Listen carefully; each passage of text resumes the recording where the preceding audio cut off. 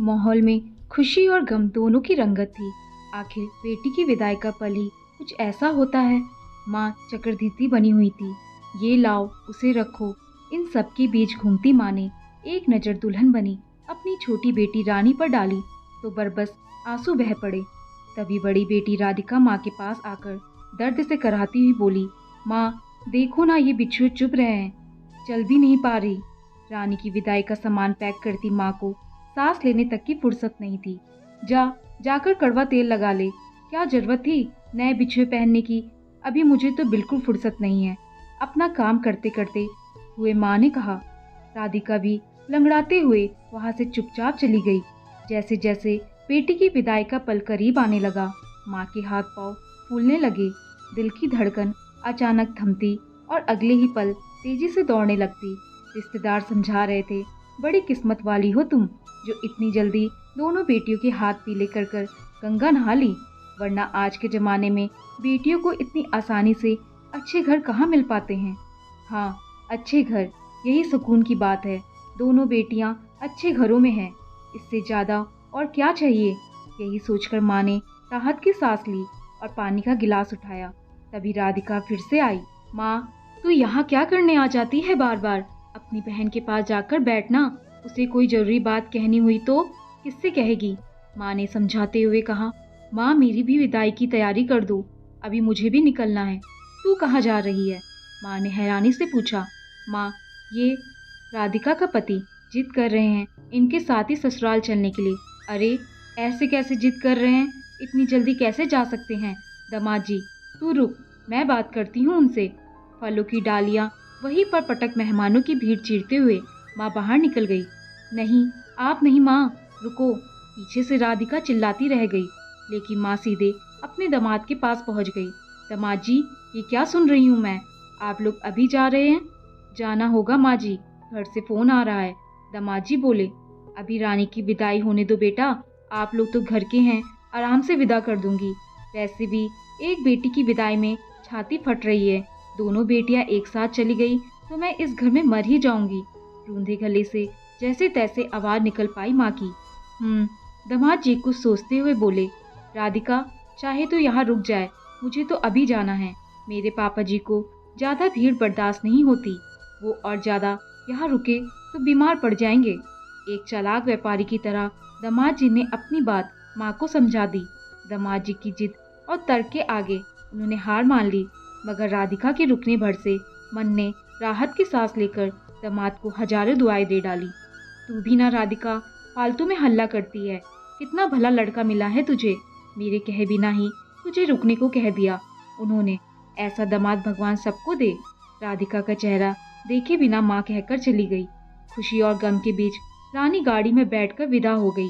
बेटी की विदाई में दुश्मन भी पिघल जाए, माँ तो बेसुध सी हो गई। इधर राधिका भी अपना सामान लेकर तैयार खड़ी थी, माँ को समझ ही नहीं पा रही थी। दामाद जी भी अपने पापा के साथ गाड़ी में बैठ चुके थे। तू कहाँ चली बिटिया, और ये घूंघट क्यों डाला हुआ है? माँ ने पूछा तो राधिका माँ के गले लग गई। ससुर जी है ना साथ, इसलिए घूंघट ले लिया, मुझे जाने दो माँ। राधिका की आवाज भर्रा गई। वही झट से माँ अलग हुई, बाकी मेहमानों से विदा ली और बाहर जाने लगी। माँ को घबराहट हो रही थी, शरीर थक ही चुका था, अब दिमाग भी सुन पड़ चुका था। आखिर में रहा नहीं गया तो जाकर राधिका के गले लग गई। माँ से क्यों घूंघट कर रही है पागल, एक बार अपनी बेटी का चेहरा तो देख लेने दे। एक झटके से माँ ने घूंघट खींच दिया। राधिका ने छटपटा कर घूंघट पकड़ना चाहा, मगर पकड़ ना सकी। एक पल को माँ की आंखों के सामने अंधेरा छा गया। नीली पड़ी आँख की कोर, होठ के नीचे रिसता हुआ खून, गाल पर 5 उंगलियों की नीली छाप सारी कहानी बयां कर गए थे। मेहमानों की नजर पड़े उससे पहले माँ ने खुद ही घूंघट वापस डाल दिया। दामाद हॉर्न पे हॉर्न बजाया जा रहा था। राधिका बाहर निकलने को हुई तो माँ ने लड़कों को राधिका का सामान वापस अंदर लाने को कहा और राधिका का हाथ पकड़कर वापस लिटने लगी। ऐसा मत करो माँ, प्लीज जाने दो, आपको मेरी कसम। राधिका गिड़गिड़ाने लगी। तेरी कसम का मान रखने से कौन सा तू जिंदा रहने वाली है? माँ ने गुस्से से उसे घूरते हुए कहा। अब एक सब और मत कहना तू, इंसान मरने के बाद ही गंगा नहाता है, बेटियों की शादी करके नहीं। माँ ने आंगन में जोर से कहा और राधिका उसके कमरे में ले जाकर माँ बेटी ने एक दूसरे के सामने सारे दर्द उड़ेल दिए। जितनी बार माँ राधिका का नीला पड़ा चेहरा देखती, उनका खून खौल उठता। रात भर माँ राधिका के सिरहाने बैठ सोचती रही, एक माँ होकर मैं क्यों अपनी बेटी की आंखों में छिपा दर्द नहीं देख पाई। अनपढ़ हूँ, मगर इतनी भी नहीं कि बेटी का मन ना पढ़ सकूं। हर बार मायके आने के नाम पे काम का बहाना करना, मायके आने पर भी चेहरे पर खुशी की जगह खौफ बना रहना, पति की बात आने पर घुमा देना, बेवजह चेहरे पर मेकअप की परतें चढ़ाते रहना, क्यों कुछ नहीं समझ पाई। 2 साल से दामाद को बेटा मानते ही बेटी का दर्द आंखों से ओझल कैसे हो जाने दिया। आज उस लड़के की इतनी हिम्मत बढ़ गई कि मेरे ही घर में आकर मेरी बेटी पर। माँ, बिच्छू चुभ रहे हैं। बेटी नींद में ही दर्द से कुनमुनाई। माँ ने राधिका के पैरों को देखा, उंगलियां पानी में काम करते करते गल चुकी थीं। अचानक माँ को ना जाने क्या सूझा, एक एक करके राधिका के सारे बिच्छू उतार फेंके। ये क्या कर रही हूँ माँ, दर्द हो रहा है।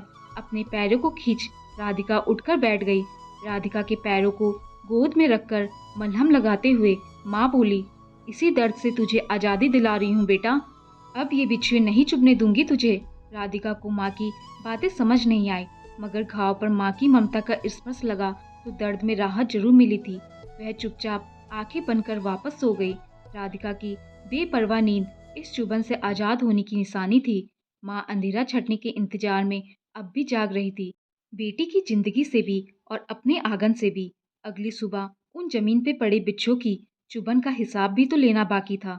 दोस्तों, आपको कहानी पसंद आई हो तो इसे लाइक, शेयर और कमेंट जरूर करें, और चैनल पर नए आए हैं तो चैनल को सब्सक्राइब करना ना भूलें। धन्यवाद।